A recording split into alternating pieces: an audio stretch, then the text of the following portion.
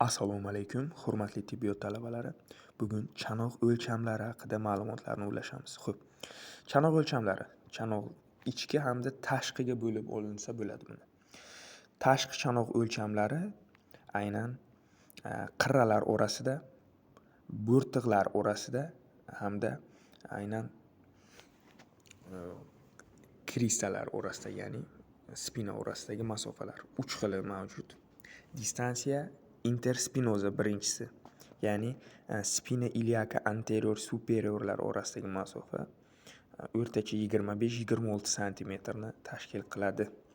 Distansiya intercristalis aynan alla osis ilini labium externuslari orasida desa ham bo'ladi buni.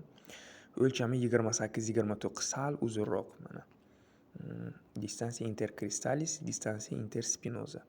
Keyingisi bu son suyagini trachanter mayorlari orasida aynan chanoqni o'lchami distansiya intertrachanterika deyiladi. O'lchami 31-32 santimetrni tashkil etishi kerak chanoqni o'lchami. Bu tashqi chanoq o'lchamlari deyiladi. Ya'ni 31-32 santimetr distansiya intertrachanterika, distansiya interspinalis aynan 25-26 santimetr hamda distansiya intercristalis bu 28-29 santimetrni tashkil qiladi. Xo'p, ichki chanoq o'lchamlari. Ichki chanoq o'lchamlari ham 3 ta deb olsak bo'ladi. Aynan kanyugatalar, birlashtirib o'riladi aynan suyaklarning qismlari. Xo'p, o'zi o'lchamlari ko'p qisqartirilib berilgan aynan. Birinchi kanyugata bu anatomik birlashma, ya'ni kanyugata anatomika. Dumg'aza suyakini bo'rtig'i promontoriumidan qovus simfizini aynan yuqorigi qirrasi orasidagi masofa hisoblanadi. Bu o'rtacha 12 santimetrni tashkil qiladi. Keyingisi bu diagonal kanyugata. Bu ham promontoriumdan faqat qovus simfizini aynan pastki qirrasi orasidagi masofa o'rtacha 12,5-13 santimetrni tashkil qiladi. Haqiqiy kanyugata vera. Bu promontoriumdan qovus simfizini eng orqa tomondagi qirra.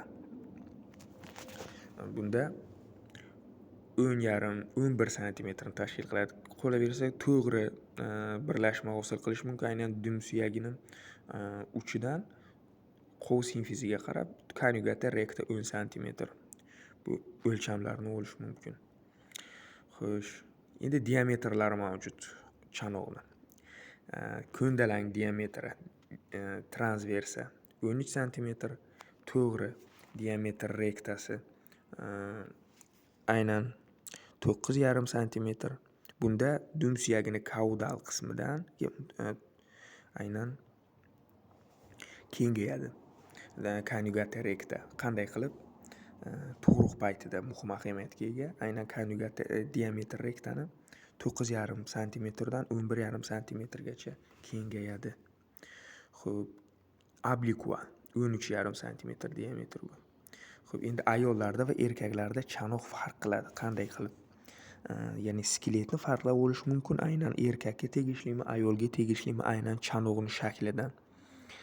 Ayollarda chanoq katta bo'ladi, keng, yupqa tuzilgan hamda ovalsimon, oval shaklda, katta, keng, ovalsimon shaklda hamda yengil ayollarning chanog'i. Aynan diametr rekta mana shu 9,5 dan 11,5 santimetrgacha kengayishi uchun muhim bu tuzilishi. Bu ayollarning chanog'i. Endi erkaklarning chanog'i nisbatan tor, qalin, nisbatan vertikal hisoblanadi.